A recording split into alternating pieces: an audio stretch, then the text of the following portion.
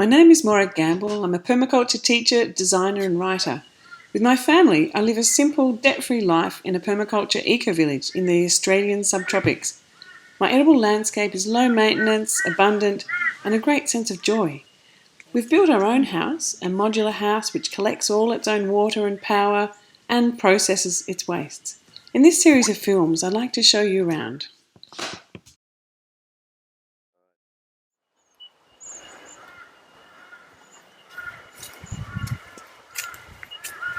Hi, I'm Morag, and this is my permaculture garden. This is winter in the garden. I'm going to take you for a bit of a tour around and see what's happening. In this garden, it's a mixed polycultural garden. There's food, fibre, medicine, fodder. A lot of the things in this garden I've not planted. They're self-seeding, annuals, and a lot of the things are perennials too. So I'd like to introduce you to a lot of the different plants that I have and how you can actually grow an abundance of food simply and easily without using any pest management, active pest management strategies. My pest management is nature itself. So the one behind me here is my favourite bush tucker plant. This is a lemon myrtle, and I've planted it next to my house because I use this all the time as a tea. I put it in soups as flavouring. It's got that fantastic lemon scented flavour that's just great for pretty much any meal, sweets or savouries. And I love it because it's a native and it just grows so easily. It can actually get really enormously huge, but here, because it's right in the corner of my veggie patch, I've just kept it top so I can reach all the lovely fresh leaves. Beside me here is another perennial plant. This is Cranberry Hibiscus, and the leaves are edible and the flowers are edible, and I really like the way that it actually adds a whole lot of interesting colour and texture. But importantly, from an ecological function, what it does is it provides a little hideout for the birds that come in and peck off the pests that are in my garden. So it has many different purposes, and it has a lovely lemony flavour in the leaves. It's wonderful to actually walk around your garden and just snack on all the delicious flavours. Down here beside my pathway is garlic chives, and I use this in just about every meal as well. It's my garlic flavour. I add it to eggy bakes and stir fries and put it on sandwiches, put it in salad. So I've got it scattered throughout the garden and as an edge plant. And I've also got it up here and it's flowering. And the flowers are just as edible and have a really lovely garlicky flavour. Actually, most of the flowers in this garden are edible. Most of the flowers here are part of the edible landscape. The only things I don't eat that are flowers are things from the Solanaceae family, all the tomatoes and eggplants and chili flowers. But there's lots of things. For example, I'll just take you for a wander over this side. We have, this is the mustard flower, mustard spinach. And all of these, this is from the Brassica family, and they're all fabulously edible, and they provide a beautiful flavour and colour into the garden. So everything that's from the Brassica family is actually edible, all your broccolis and all your Chinese greens. This is the actual mustard green plant, and this was one of the self-seeding annuals that comes up, and it's such an abundant plant. It scatters its way through my garden, producing an abundance of leafy greens that can be used as a salad or as a spinach alternative. And even once they start going to seed, you can snap off these little seed heads, and that shoot is a beautiful vegetable too. So I keep harvesting those shoots until it gets away from me and starts going to flower. Then I eat the flowers, and then once the flowers are finished and you get these little seed pods, these seed pods are edible, the young ones, as well as the final seeds, which are like a mustard in the garden. Got a little bamboo trellis that we made recently for all my snow peas. Most of the snow peas actually don't get into the kitchen. We kind of eat them as we're grazing through the garden. Tucked under the snow peas are some self-seeding tomatoes. I don't think I've planted tomatoes in the last 10 years, or pumpkins, or sweet potatoes, or mustard spinach. They just keep coming up by themselves. Tucked in underneath here, I've got a nice little protected spot for growing some carrots.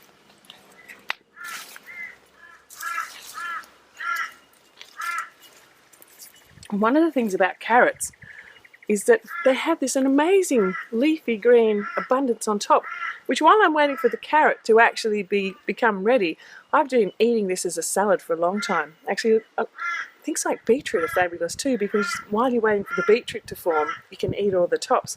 And actually one of the beetroot has more nutrient in the tops than it does in the bottoms. We kind of tend to throw all of that stuff away. So we've got lots of little things tucked in different layers. Even the weeds that are in the garden. Here, for example, this is the wild amaranth. It's edible, so I keep that in there too.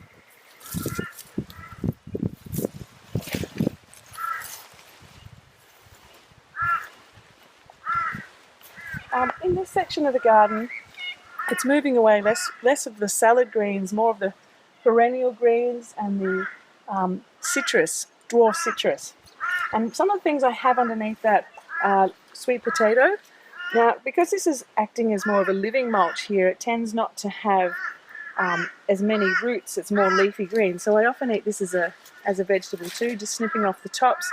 That's another vegetable to eat. And you can see here, the wallabies do a wonderful job of trimming back the edges for me along the pathway, but I still have a huge abundance of it here that I can eat. So I share my produce with the wildlife, and they actually help me manage it.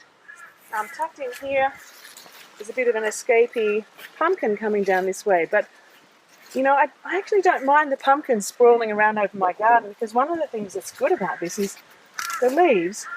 You can steam them up for a couple of minutes and then use them as a fabulous wrap. You can put some rice and some vegetables, roll them up and dip them in a really nice sauce.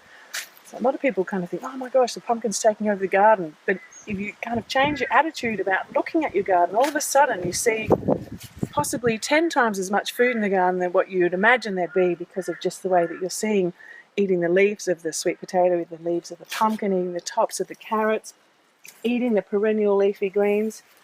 This one here, tucked in here, is a pepino. It's a melon. It's just flowering. I haven't got any fruit on it yet, but that will start fruiting soon. So a whole series of citrus and turmeric's almost ready. A whole series of mandarins, tangelos, lemonade. And one of my favourites up the back here is my dwarf navel orange for all my breakfast juices. And while it's a dwarf plant and it stays nice and small, which I love about having dwarf plants in amongst your kitchen garden, is you can pack in a lot more diversity of varieties of plants.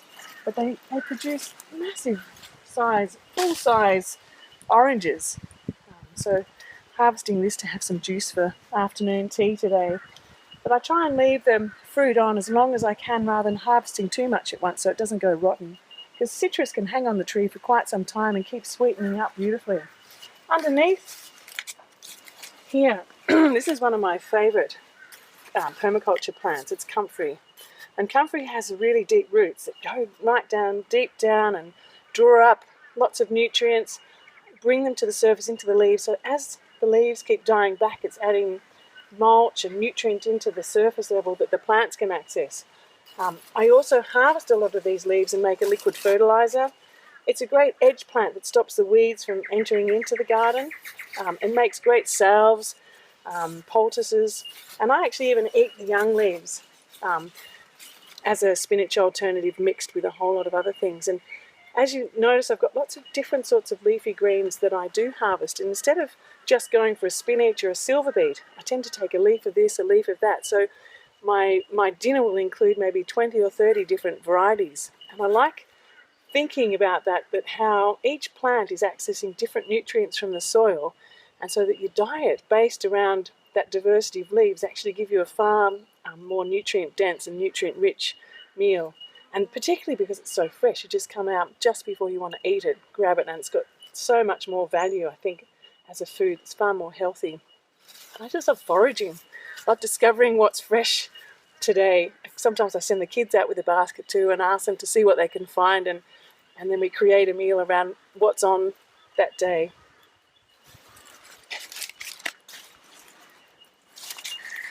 Behind us over here is one of the perennial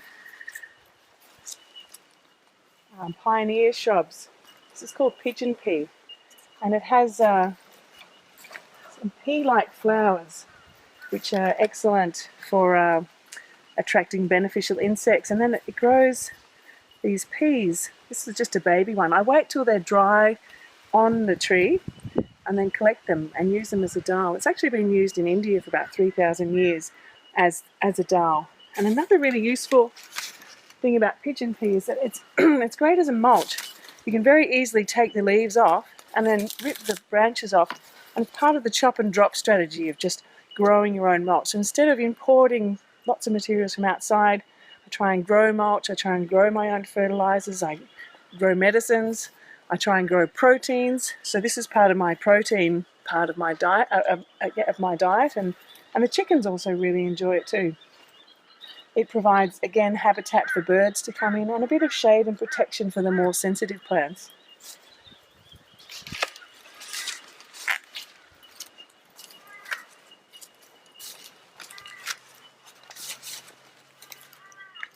This plant here, I just pulled this up yesterday because I was taking some samples to a workshop.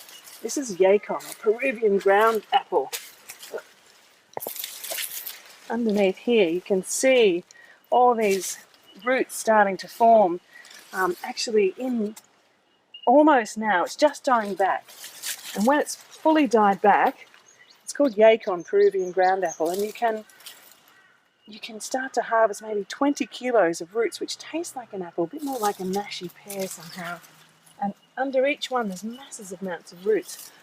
You can take these little segments and pop them in the garden. They'll grow again next year. So I take these out, I grate them up in a salad, I chop them up and just eat them fresh. Sometimes when they're not quite ripe and they're not sweetened up, I can use them as a savoury vegetable too. So that's one of those plants I can just plant in the ground, walk away and leave it, and it's growing, and come back when it's ready to harvest. Similarly, in this little section here, I've been digging around, fossicking up lots of bits of turmeric. I think I'm almost finished this section. Here I need to start on another one. Oh, here's some more. So the turmeric's all died back on the top, but we've got lots and lots of turmeric in the ground. So I try and leave it in as long as I can so it plumps up and sweetens up. So this is what I use in curries. I try and eat some every day as a way of really keeping your immune system strong. I grate it into salads, I pop it into juices, even grate some on breakfast or toast, different sorts of things. Cook it up with rice. But the fresher and more raw it is, the more beneficial. Look, I love the way they come in great big hands. They seem to be holding hands underneath the soil, and you just gently prise them apart and find these beautiful little segments of turmeric. So this one's sort of a slightly yellowy orange one. I've got another one that's really deep red. So there's all different varieties. There's things growing under the soil, there's things climbing up trellises, there's all the different layers, and in amongst there's a few weeds and things that come in. I tend to leave them and let them be part of the cover crop if they're not, invading in a way, or just drop them and leave them where they sit. Also have lots of flowers and smelling plants, because one of the things about pests is that they come to think about they're coming to find a certain smell and a certain shape. So if you disguise the shape and disguise the smell with different shapes and different scents, you tend to lose far less. So this is one of my companion plants in that way. And it also helps to repel mosquitoes if you have it planted close to the path in your house. As you brush past, it releases the scent. So that's pelargonium.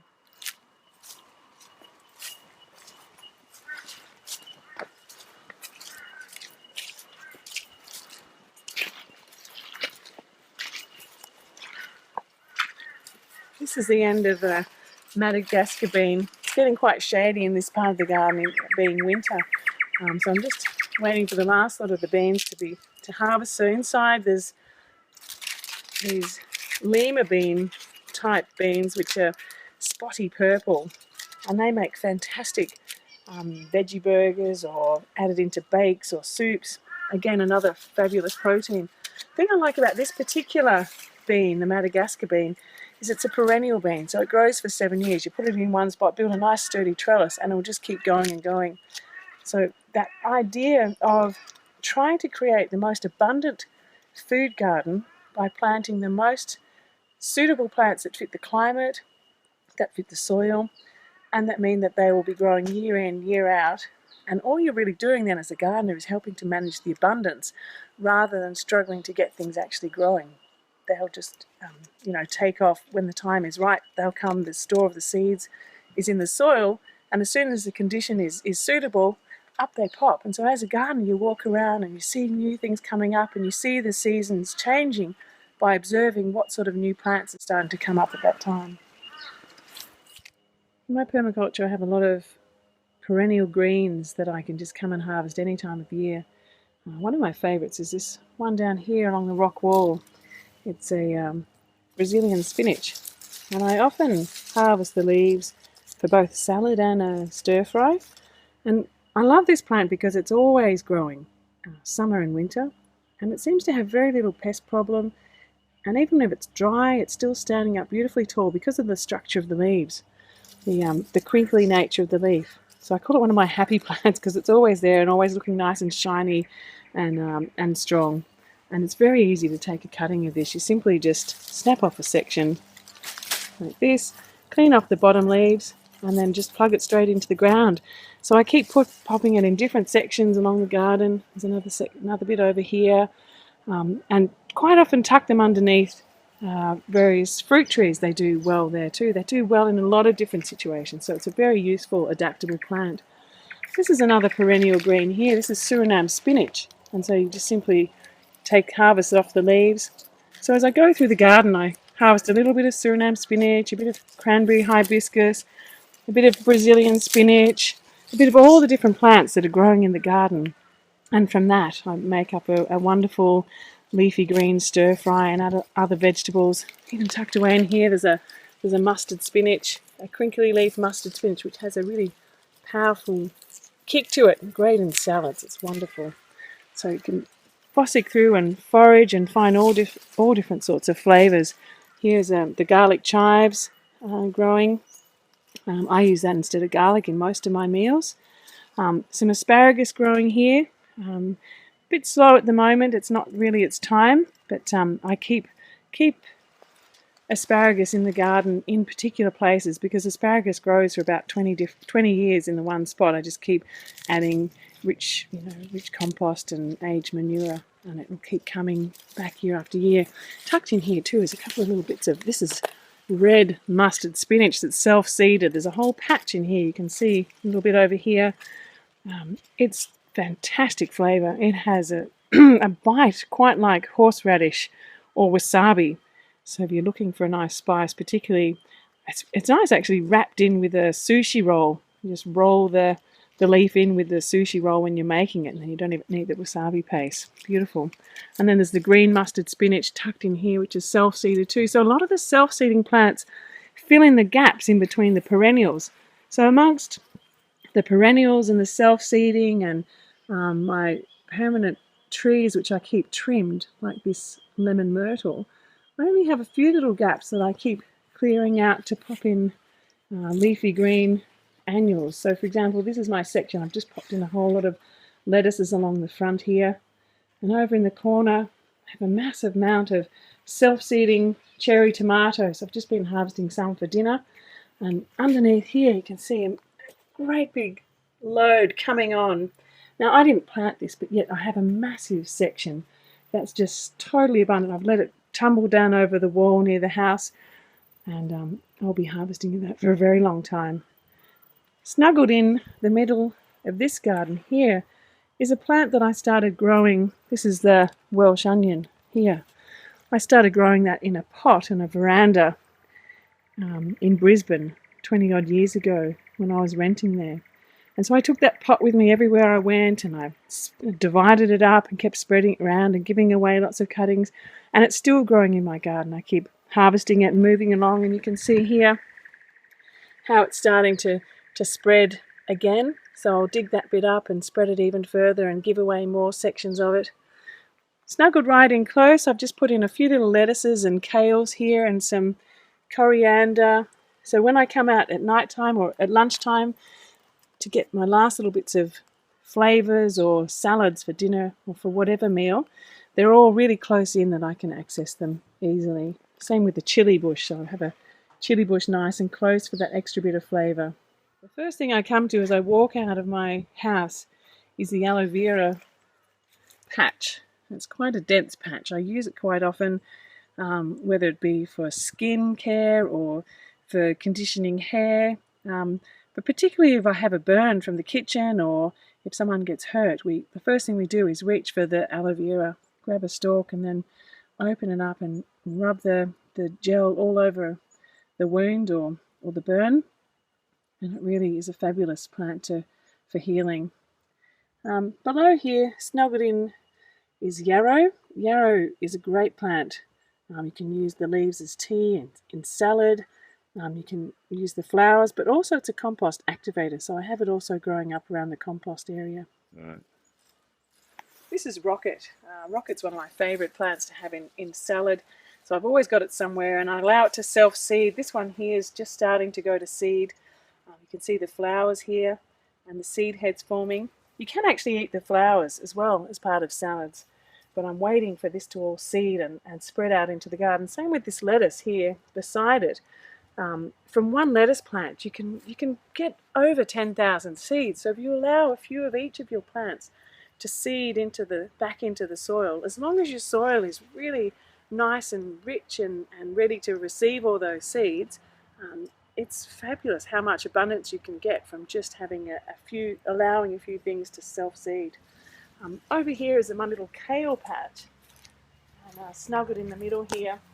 I have quite a few different varieties of kale growing in the garden, but I also have some broccoli growing here. But the thing about broccoli is that even while you're waiting for the broccoli to emerge, and the broccoli is the flower, you can still be eating the leaves. So I tend not to grow closed-headed cabbages, which in this climate, particularly in the subtropics, you end up getting lots of bugs coming in and eating them, and you lose most of them. So I actually eat things like the broccoli leaves as my cabbage alternative. Every now and then you get a hole here or there, but the ones that are too badly eaten, they can go to the chooks or the guinea pigs or the worm farm. Ones like this are absolutely fine because holes cook well.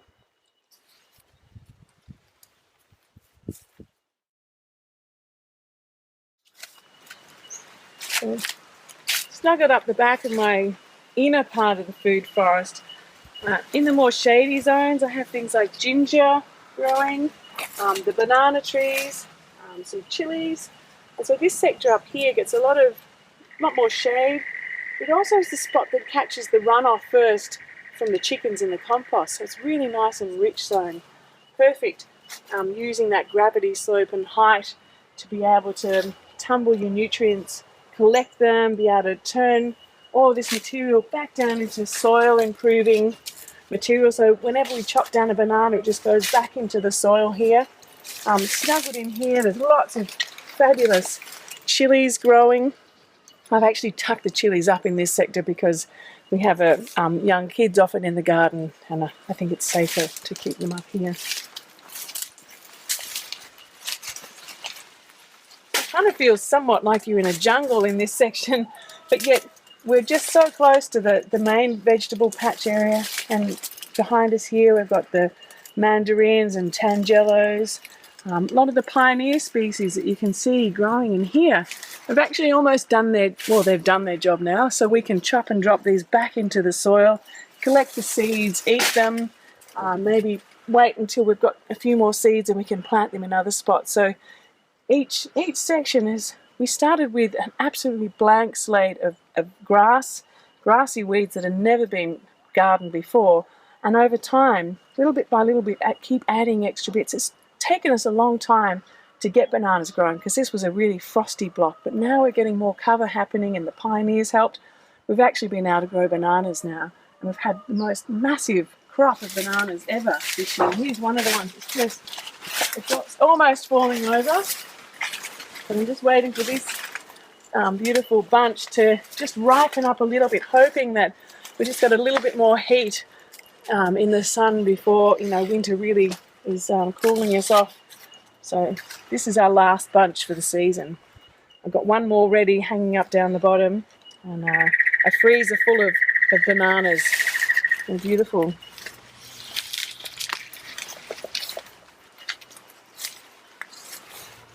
Tucked under this tree here we've got a few pumpkins.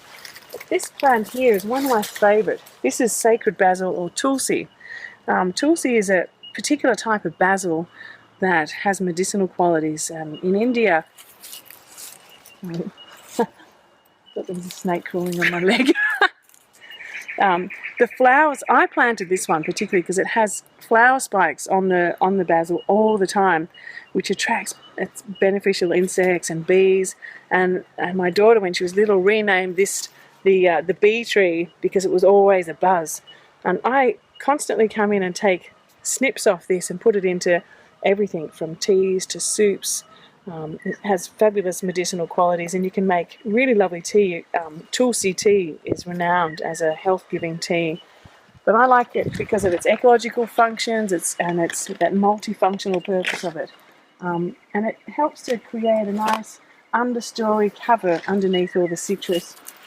This tree is just finished. It was completely covered in mandarins just a few weeks ago, so now the last few are hanging there. The birds are getting those, and we'll give the plant a really good mulch and a feed, and wait for the next season. It's a fabulous, fabulously abundant plant. I've actually planted a lot of little citrus and mandarins and oranges around the garden and the main pathway so that I can send the kids out to harvest their fruit break and just have fruit available to them whenever they want and be as fresh as possible straight off the tree.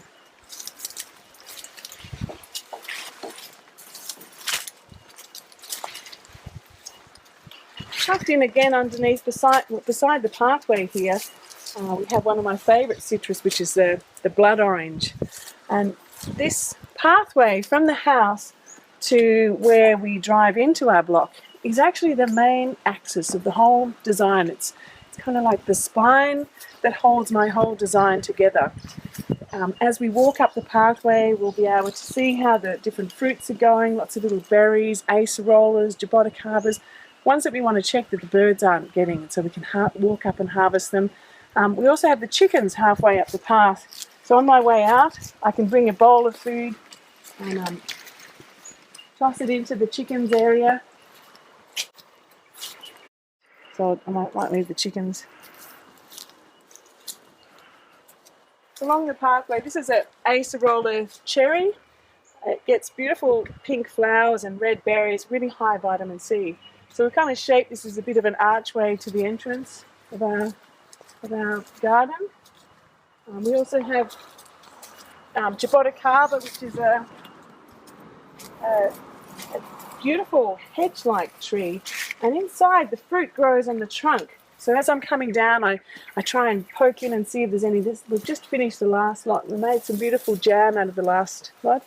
And behind us up here we have the Malabar chestnuts and Lilly Pillies. So all of the plants that form hedges and pathway arch plants are actually edible too, or have a function, for example, like the callistemons and bottle brushes and grevilleas that we've tucked in around everywhere as habitat value. And I've got this little secret pathway into the second part of our food forest. And I've sort of hidden the pathway a bit to try and prevent the other wildlife from discovering. They know the way in, but they tend to allow us to share as much of the produce. So in here, this is a very unusual plant. This is the Buddha's hand, and here's one of the fruits here. Oh, there's a bee coming in to join me on this particular fruit here.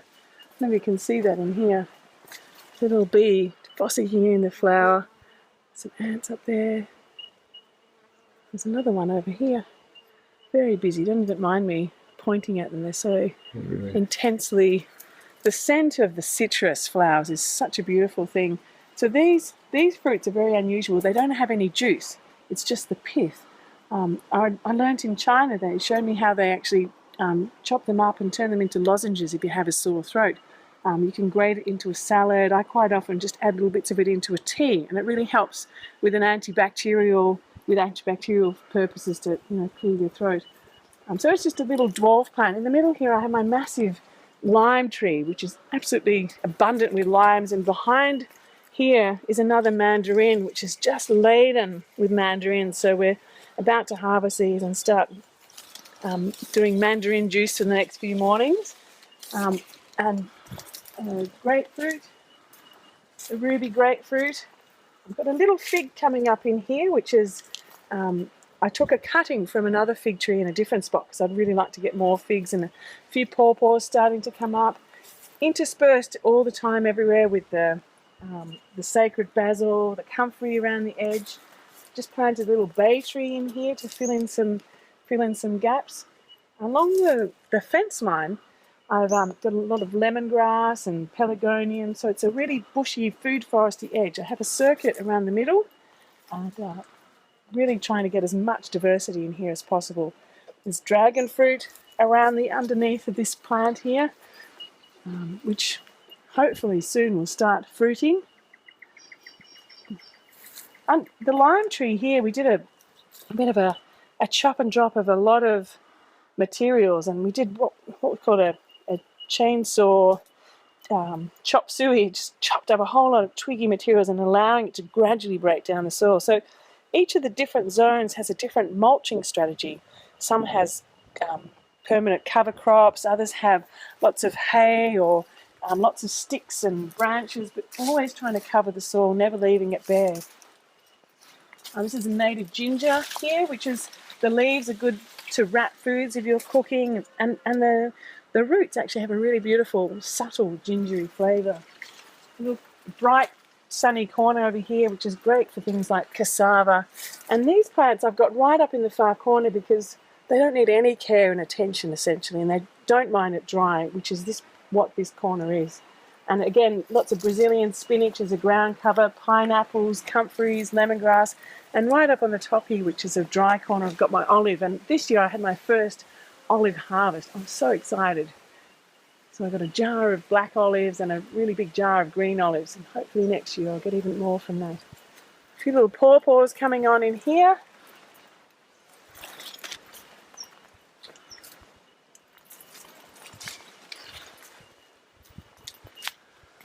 And this section here is a really interesting spot. This is our hugelkultur experiment.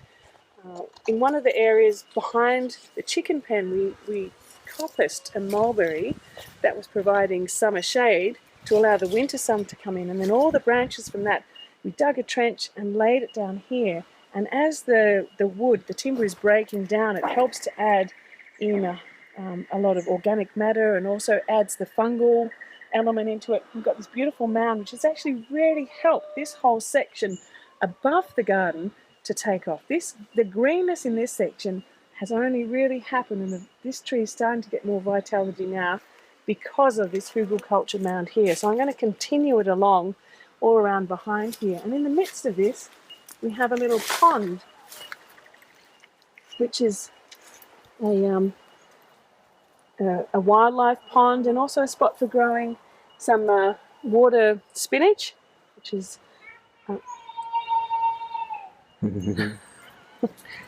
Monty, coming!